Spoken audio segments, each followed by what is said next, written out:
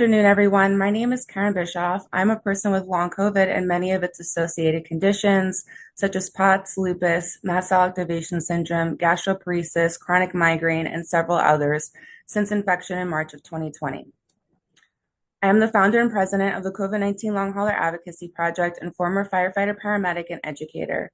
In addition to my contributions to this committee, I serve as an external contributor to the AHRQ Long COVID Care Network, on the NIH Recovery Initiative's Ancillary Studies Committee, and as chair for the Long COVID Alliance on a project bringing together infection-associated chronic conditions communities.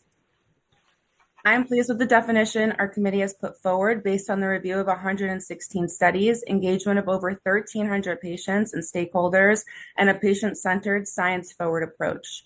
Varying definitions, inconsistent terminology, lack of education, and access issues have delayed progress and hindered patient care.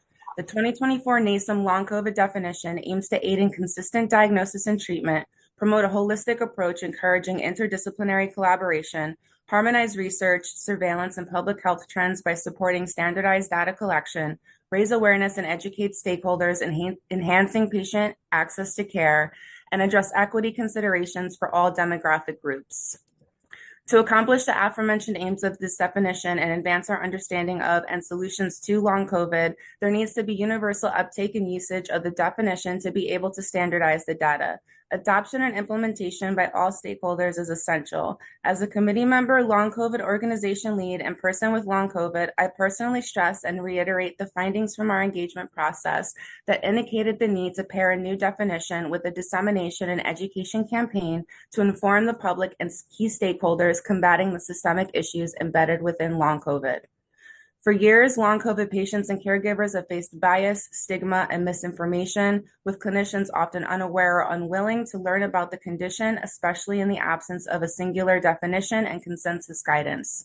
This definition helps overcome existing barriers and destigmatizes long COVID by presenting current information backed by vigorous scientific review and committee deliberations. It validates the experiences of millions and educates all stakeholders, including patients, caregivers, the public, clinicians, and researchers, policymakers, health agencies, and stakeholders in social safety net programs, such as payers, employers, academic institutes, and support services. I would like to emphasize several key components that deserve highlighting and emphasis from the definition and report. Patient-centeredness was an instrumental part of this process, and long COVID patient-developed terminology was prioritized, such as making long COVID the formal name over several others that have previously been used, as well as the term infection-associated chronic conditions and the use of describing long COVID as a disease state. The definition applies to both adults and children, which was widely recommended during the committee's engagement process, regardless of health, disability, or socioeconomic status, age, gender, sex, or sexual orientation, race, ethnicity, or geographic location, recognizing that social determinants of health and structural inequities intersect to create health disparities. The definition does not require a positive test because no test has perfect sensitivity and because the rates of false negatives on antigen and PCR tests vary with time and other factors. As a patient advocate, I also emphasize that the rate of current testing lacks given messaging that downplays the severity of COVID-19 and the same issues that existed early in the pandemic related to testing access and surveillance is still very much an issue now due to the lack of testing participation. Additionally, equity plays a significant role in a person's access to acute COVID testing, access to evaluation for long COVID, willingness of clinicians to diagnose a particular patient, and access to insurance benefits and patients' fears of stigmatization. The definition specifies a minimum duration of 3 months, whether consistent or relapsing and remitting, to qualify as long COVID. However, a clinician should recognize, acknowledge, treat, and monitor concerning symptoms before the 3-month mark and still document ICD-10 U09.9. The report also highlights that individuals with symptoms lasting at least 3 months have a higher chance of persistent symptoms to at least 1 year.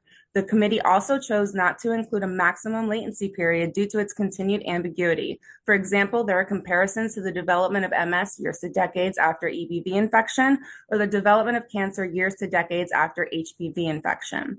The report highlights there may be several mechanisms involved in long COVID, such as immune dysregulation, autoimmunity and immune priming, viral persistence, blood clotting and endothelial abnormalities, dysfunctional neurological signaling, and microbiota dysbiosis.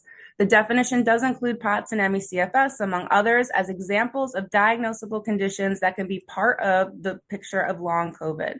These and other potentially overlapping conditions are compatible with the diagnosis of long COVID. For example, patients may be diagnosed with POTS and long COVID, or long COVID and new onset rheumatoid arthritis. Long COVID is an umbrella term that can be diagnosed alongside associated conditions. Long COVID is not a diagnosis of exclusion. Long COVID has significant medical, social, and economic impacts, and the definition firmly acknowledges the profound impact of long COVID on function and the ability of patients to work, attend school, take care of family, and themselves. It is essential for researchers to try to adhere to the definition as best as possible when choosing inclusion and exclusion criteria, and strongly justify alterations so that the data remains meaningful and further contributes to our understanding of and solutions to long COVID. As a person with long COVID and many of its associated conditions, a community leader and committee member, I strongly recommend adoption, implementation, and monitoring of the 2024 NASEM long COVID definition to standardize clinical management, research, and policy efforts. A uniform definition helps overcome many of the challenges currently faced in clinical care, research, public health surveillance, current and future pandemic response, and overall helps improve patient outcomes. Thank you.